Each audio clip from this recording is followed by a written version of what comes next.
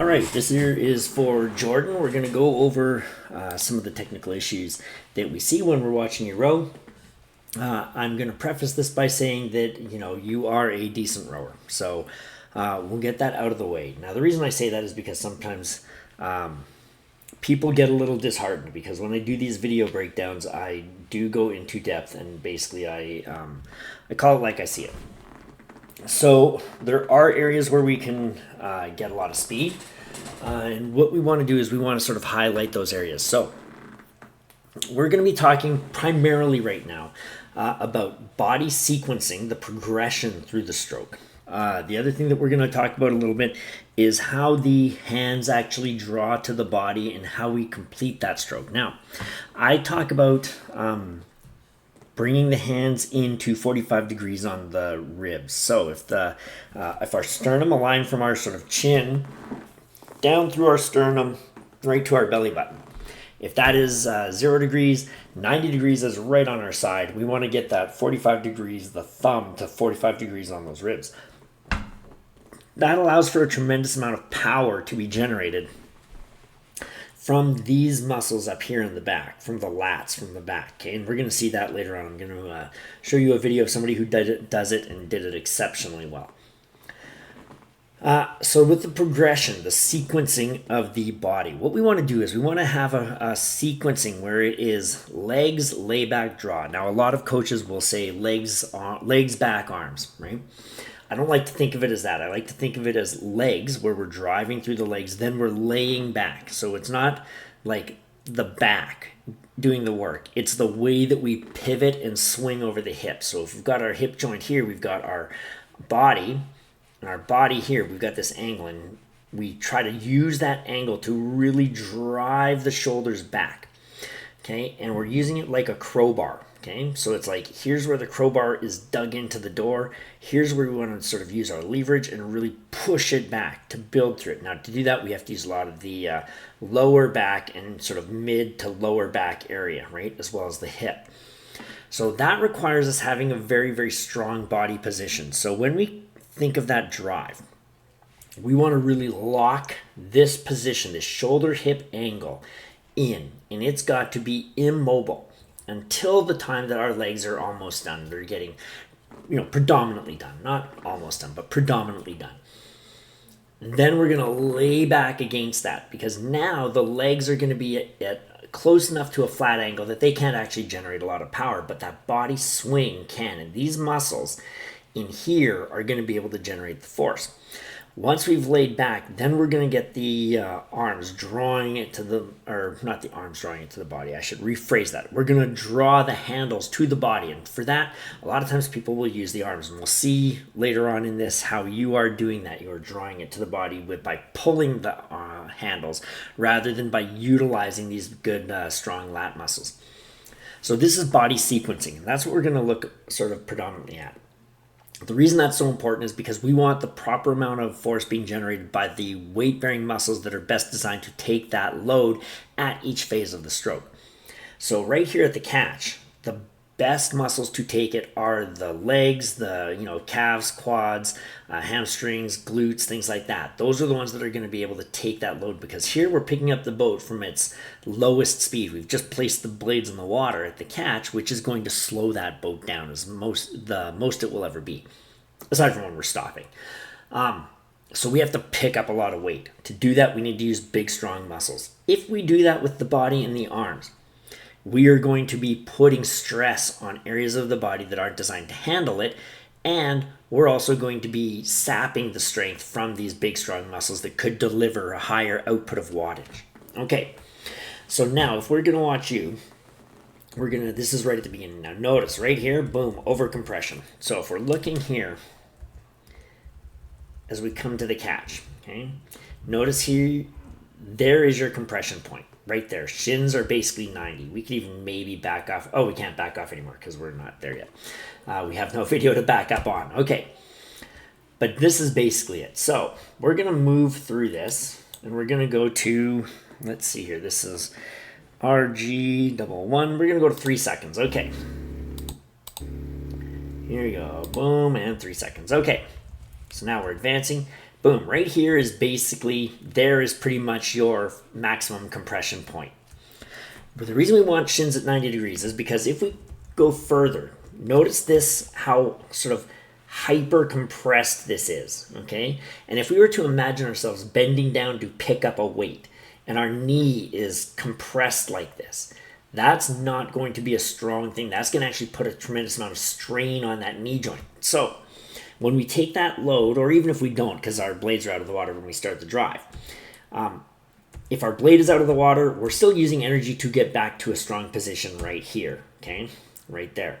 So these frames here where we've overcompressed, that's all wasted time and wasted effort. So here, if we go from here, this is where the blade should be going in the water and we should be driving.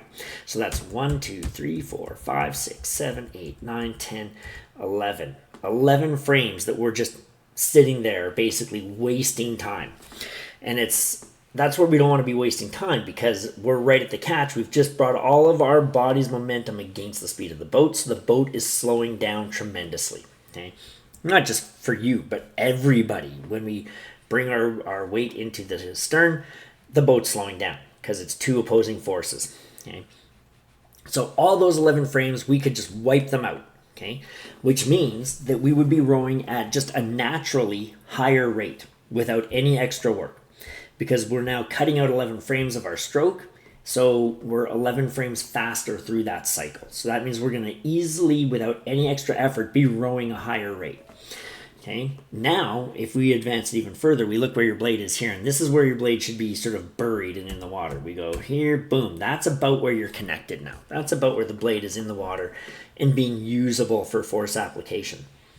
So we can see how much we've lost here because we were not prepared in advance to get that blade into the water. We're not going to worry too much about prepping the blades here though right now, but we're just going to briefly touch on it because we can see, look at the hand heights here, look at your hand heights here, hand heights here, hand heights here, and we're going to talk about hand heights later on as well. But now notice the big drop there as the blade, see, look at that big drop.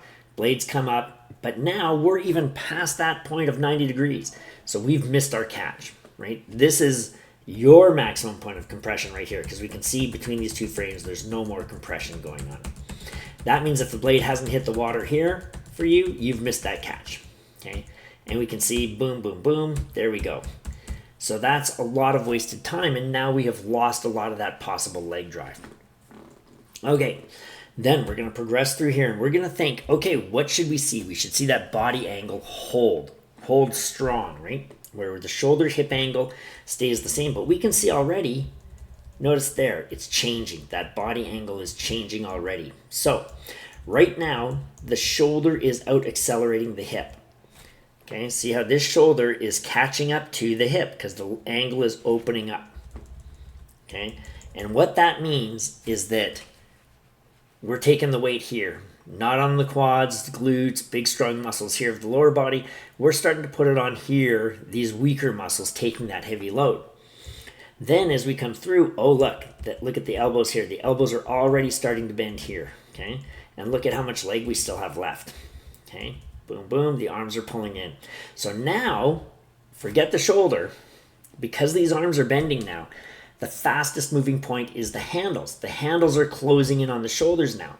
So that means we're utilizing the arms. We're pulling now. So instead, where we've got all this leg still left to use, right? We've already said, forget it, legs. We don't want to have anything to do with you. You guys can sit with this one out. I'm going to do it with the body. And then it's like, okay, body, you've done your bit. When the shoulders have barely past the hips, right? If at all, we're basically straight over. So now we're going to switch to the arms, which are the smallest, weakest muscles that we have. And we can see here, we still have some legs to go, right? Look at how much the legs are still driving down. So the legs finish almost at the same time as the hands get to the body, maybe even a little bit after actually. Okay, so those legs didn't really do anything through that drive.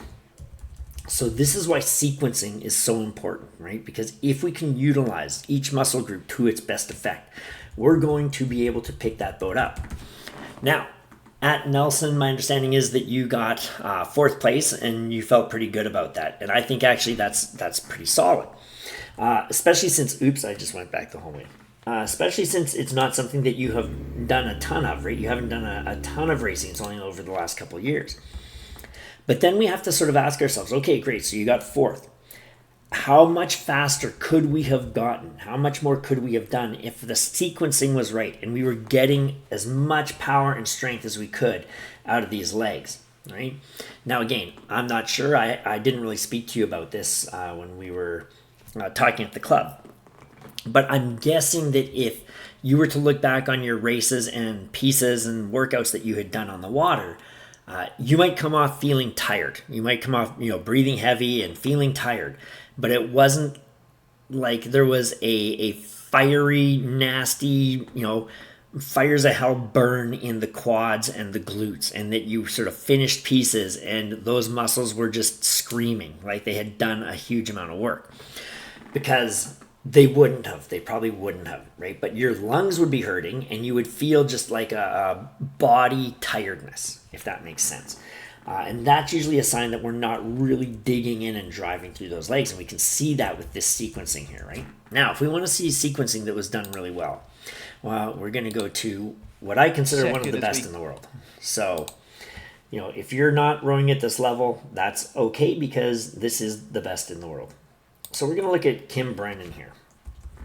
And Kim Brennan she is one of the people that I feel is actually probably one of the best examples of technique that you will see. Okay, look at her, look at the shins when she comes up to that point of maximum compression.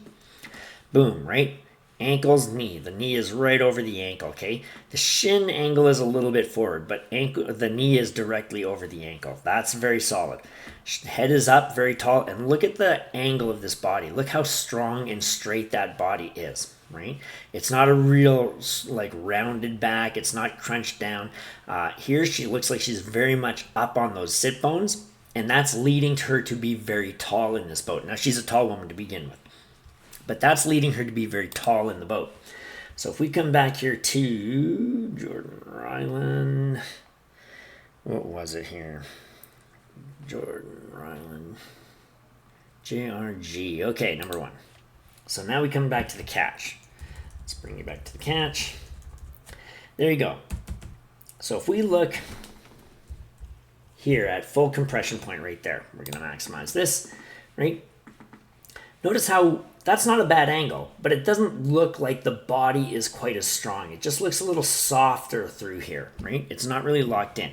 So even Ryland here looks stronger, right? It looks more solid, the way that she's kind of got that nice straightness here. And we can tell that these lats and stuff, these erectors along the spine and the side muscles, are holding that body nice and straight. We're going to come back to here, right? So look at this here. And again, this is what I talk to people about. If we notice here, there's a bit of space up here, right? It's very much lower ribs on the thigh, right? But the body's tall, and if it's not fully leaning on those thighs at the top, that's totally fine, because what we want is those lower ribs there. Continue that up and leave a little bit of space here, right? Now, we're going to watch her progression, okay? Look at this catch. That's nice. Look at this. There's no leg drive. Boom. The hands are raising, just placing the blades in. That's so good. When we're talking about rowing, this is something separate just to sort of keep in mind. But I got a comment on this. Okay. So we're going to go back to this here. Look at how these blades here, right, we get there. And then when we start that catch, the hands start moving up, but we're also pushing away. And that's why here, when the blade is buried, we've moved. Look at how much those knees and body have moved, right? Because we're driving as we are placing that blade in the water. Here we see she places the blade in the water, and now she engages, right? Boom.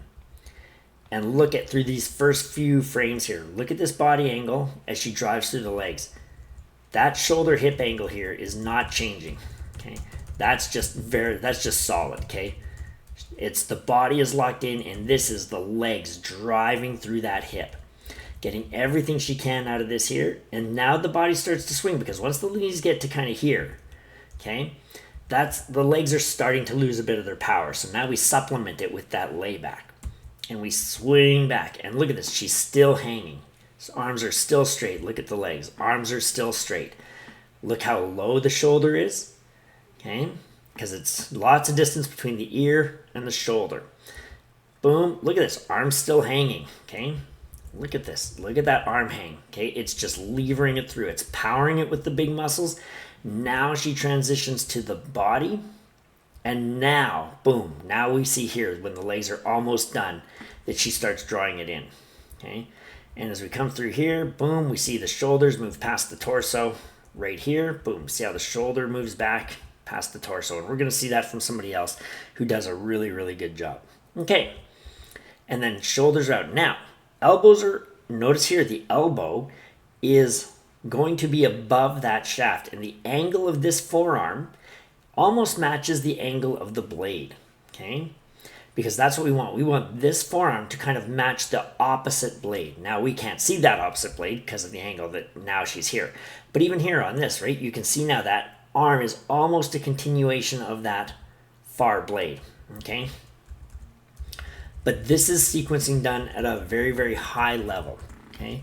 But that doesn't mean that we can't do it at a high level, even when we're, high school rowers or university rowers. We need to operate at that high level. We need to make sure that that sequencing is done well. And when we look at this, notice that sequencing is sort of all out of phase. This is very upper body done rowing. We do a lot of back instead of the legs right away. Then we get the arms going before the legs are even down, and the legs and handles almost finish at the same time. Okay, so that's where we're missing a ton of power. We can really utilize these good muscles here, okay? And to do that, we need to hold that body angle strong through that drive, and when we press those legs down, we're gonna feel ourselves get light on that seat. We're gonna feel that weight going through the hip, and we're gonna feel the arms and the shoulders really just hanging in there, right? They're just hanging. They're almost being torn out of the sockets, okay? So when we come back here and we look at this, right? Look at here when she applies the power, you can see kind of this stretch of the muscles, right? They're almost getting those shoulders being pulled out of the socket as she's levering back, and now she starts to open up.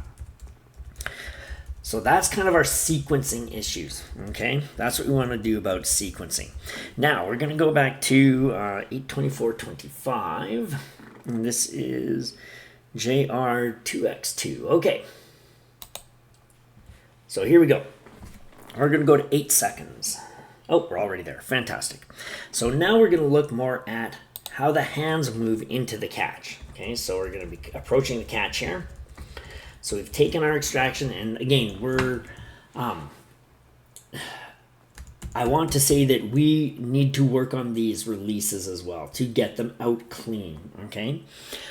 We are covering a lot of material here, so it's going to sound like there's a lot. It's going to sound maybe like, oh God, this is horrible rowing. This is not the case, right? Rest assured, even when I was, would consider myself a very good rower, when we would do video analysis, I'd be torn apart. And if I look at myself now, it's, I would tear it apart, definitely. But what we're looking at here is as we approach the catch, because we have not gotten height off the release. Notice here, the blade, when does it start laying over, okay? That far blade is laying over right now, okay? Not all the way, but look how we can see that it has kind of laid back a bit, okay? This one here is going to go this frame. We see it laying back. It hasn't actually exited the water here. And when it comes down, it just kind of, this one's on the water over here, and this one's still pretty close to the water. Look how close that is, right? There's no way we could square those blades. Hands are still way up here at the draw point, okay? And what you will notice is the hands come in, we come down, and boom, right there. Look at the hand. The hand, when we're doing our extraction, actually moves back up. So rather than going down and away, because we're just laying these blades down, our wrist rolls and it actually brings the handle back up higher, okay? So that's us laying it back on the water, right? So it's something that we see not too uncommon, is that people who lay the blades on the water, their extraction actually has a point through it where that handle comes down a bit, but then it goes back up as they start to do it. And you can see here how that handle raises, right? Which is the exact opposite of what we want. We want to be pushing it down very significantly. So to look at that, I actually didn't pull this video up, but I'm going to do it here. We'll go Sinkovich training. Okay, and there's going to be one here, Braca. Here we go. All right, come on, Bracas. And of course, there's a commercial. So here we go. We'll just mute this thing. We're going to skip. Now look at this guy here at like 12 seconds, okay? So look at this here, boom. Now we come in, watch the hands here as he comes to the body. Look at where they are and watch how far down they go. He's doing square blade rowing here, so it's going to be aided by that. But look at how much they drop down, okay? It's from up full draw up here, down all the way almost to that thigh, right? That is a massive push down. So if we watch that in full speed, let's back this thing out. Here we go. Now watch, we'll mute this. Boom, look at that big push down. Look at that. And boom, big push down, right? There we go. So that's what we're kind of looking for, is that nice big push down. We're going to come back to, what was it, 824 JR2. Okay. So that's what we want to see, is that really big push down. I don't know why this is so gimpy. This looks all like pixelated and stuff. Okay, so now because we come out low, we come out without getting that clearance, our blades are very close to the water. That means we have to drop those hands as we approach the catch in order to give ourselves room to actually get the blade square. So look at the hands here as we go forward. Hands, look at right here, boom. How much do those hands, look at that big drop, right? How much did those hands change height? From up here to down here, whoa, and look at that, right? Massive drop.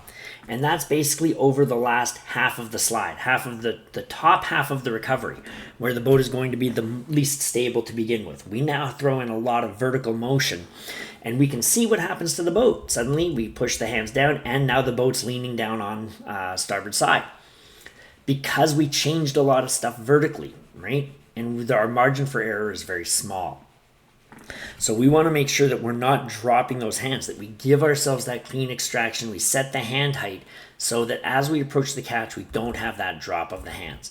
And now because we dropped the hands so far, look, by the time the blade's buried, right there is where you actually have connection.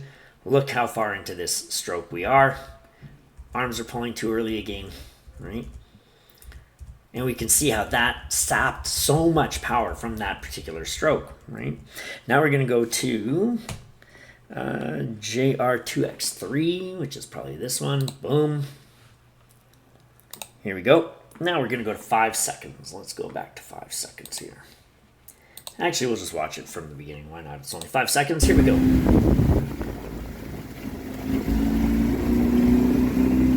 All right, there we go at 5 seconds. Now, again, we're going to look at, we're going to see again what we have seen already. And again, it's looking pixelated, but that's okay. We can still make out what's going on.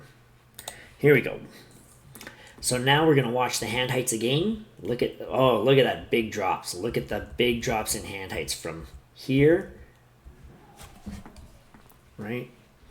Here's the hand height. Boom, boom, boom. Over 4 frames, it went from here all the way down to here. Right? That's massive vertical change, which means that that's an opportunity for instability to creep into that boat. We don't want that. We also, again, see this over compression here. So our point of maximum compression should have been basically here. Okay, so the blades here should be hitting the water, burying, and going. All this here is just wasted time. The boat's slowing down. We're over compressed. We're putting ourselves in a weak position. Now it's going to be strong from here. This is where we have the opportunity to make that up again. And look at the body opening, right? Look at the arms starting to pull right there. Look at this, both people so deep, right? Ryland here has pretty nice arm hang though. Look at this, like this is not bad arm hang for him, right? Good arm hang, but he just drives those blades so deep. Anyway, and here again we see coming through. Look at the shoulders here, raise. See how the shoulder raises in the socket here, right? Oof, that shoulder coming up towards the ear. That tells us now that, again, we're taking weight with the shoulders up here, not the upper back. We're taking it right on those shoulders. So that's it's not something that's going to give us any propulsive effort, but it's going to take energy to do. So this is why it's really critical to keep those shoulders relaxed. And when we see something like, not these guys, when we see something like this, look at how relaxed those shoulders are in the socket, right? And that's just going to allow that nice pivot against that the weight on those handles, right? So it's going to be through, and that draw now will be very horizontal. Even though she's deep, she should lower her hands a little bit.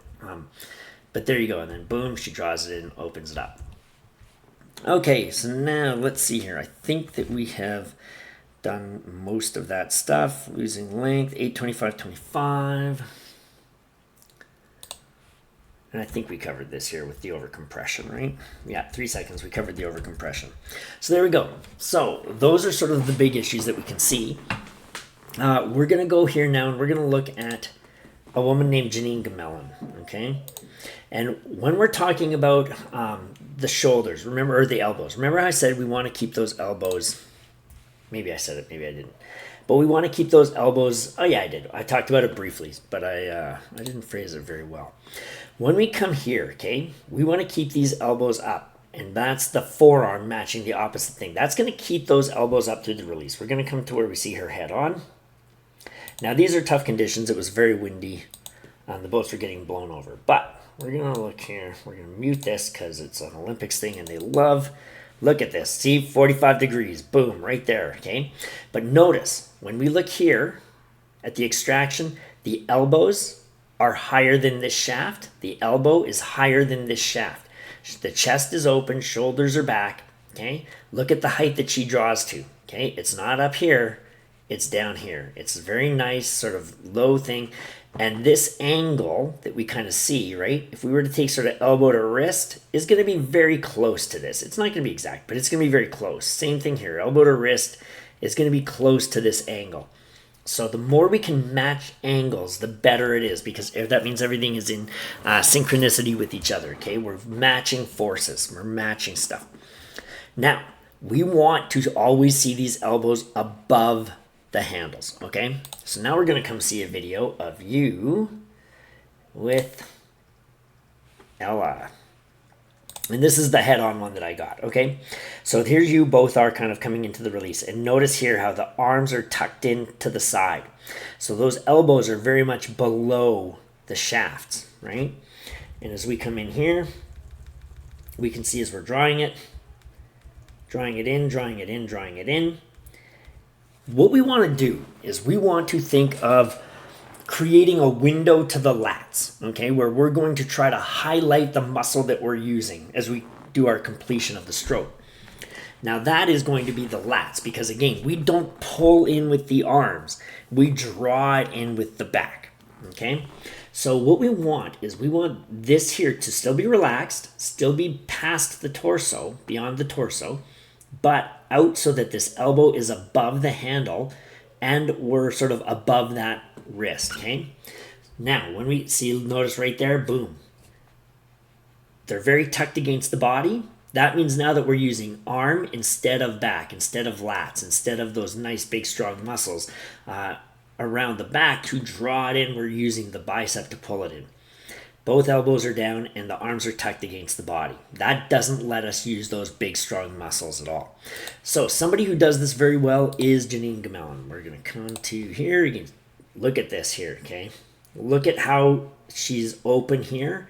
Boom, the shoulders go back. And when we talk about shoulders going back and these elbows, look at them, nice and high. Those are definitely going to show above the blade. But look at this here. Look at, she draws, this is what we're talking about when we say draw it in. Look at these frames. The body doesn't move. It's just the shoulders moving beyond. And we can see how these muscles here, these lats here, are just drawing those handles to the body. Okay, like this is a master class of how to complete this stroke, right? So when Alex or who, look at how solid this body is. Like it's just the frickin' draw of the back, okay? Like the head's not moving, the main torso isn't moving. It's just these things here completing that stroke, okay? Like this is as good as you'll see, okay? This is as good as you're ever gonna see. Look at this. Boom. Okay, but now notice there's this window here. Okay, the arm comes down, the forearm is here.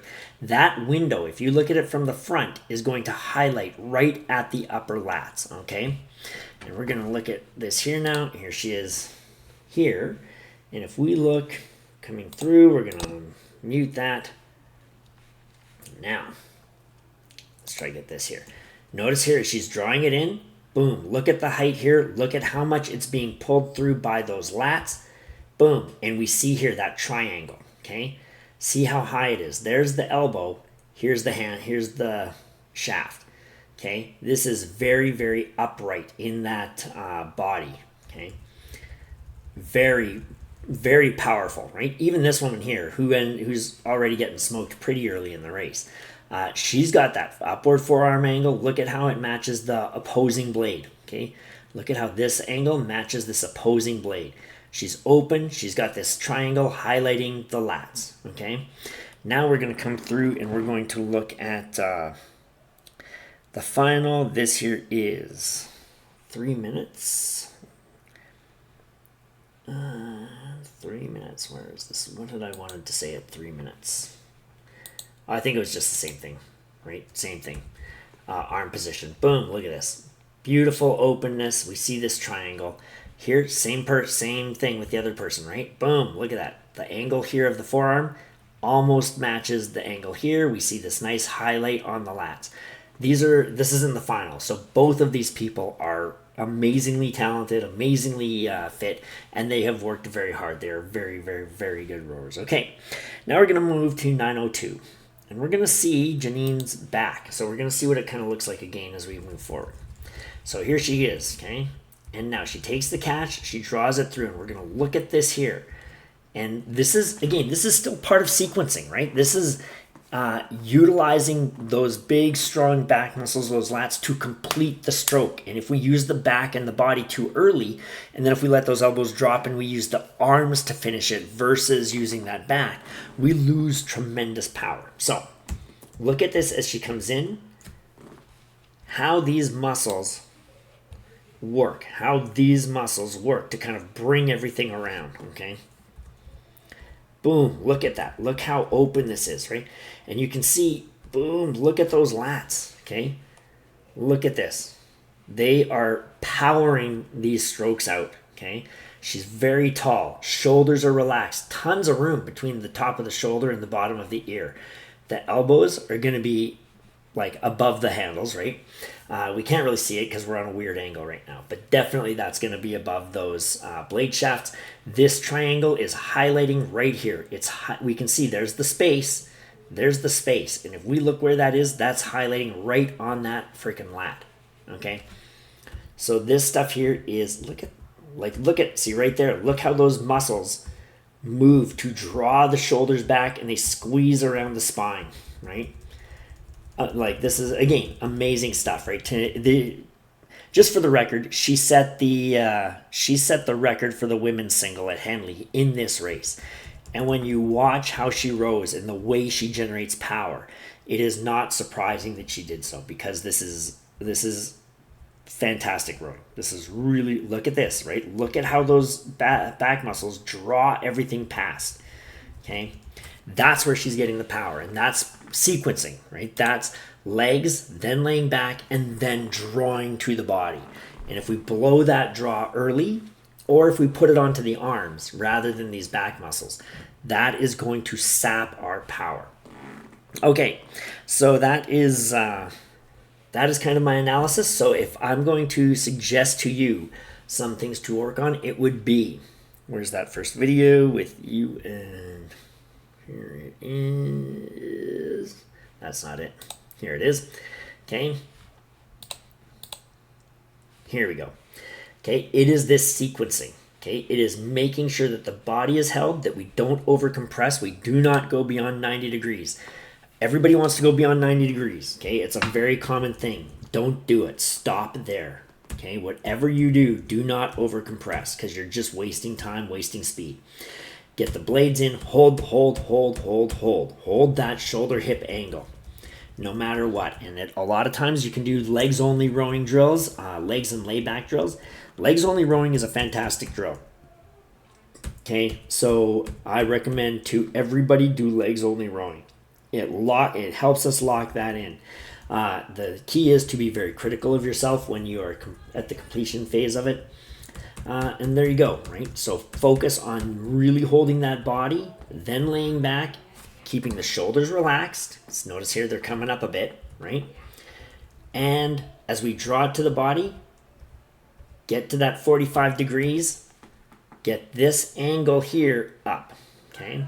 You actually move the shoulders past the body, not too bad, right? If we could put that power though into the lats rather than doing it with the arm, that would be a really nice completion. So there you go. So if you have any questions, feel free to message me.